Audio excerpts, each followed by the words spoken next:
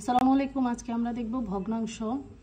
এই ভগ্নাংশটা তৃতীয়, চতুর্থ এবং পঞ্চম শ্রেণী, তিনটা শ্রেণীতেই আছে। আচ্ছা, আমরা আজকে ভগ্নাংশ নিয়ে আলোচনা করি। তাহলে দেখেন ভগ্নাংশটা কি। প্রথমে আসে হলো ভগ্নাংশটা কি। ভগ্নাংশ হলো লব ও হর বিশিষ্ট গাণিতিক রাশিকে ভগ্নাংশ বলে।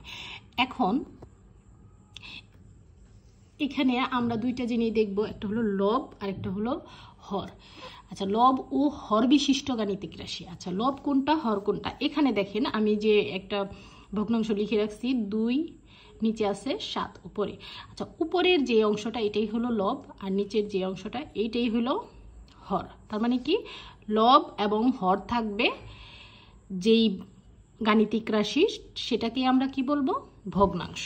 এখন একটি ভগ্নাংশের তাহলে কয়টি অংশ থাকে? এই যে সংজ্ঞা থেকে আমরা আরেকটা জিনিস শিখলাম, একটা হলো একটি ভগ্নাংশের দুটি অংশ থাকে, একটা হলো লব আর একটা হলো হর।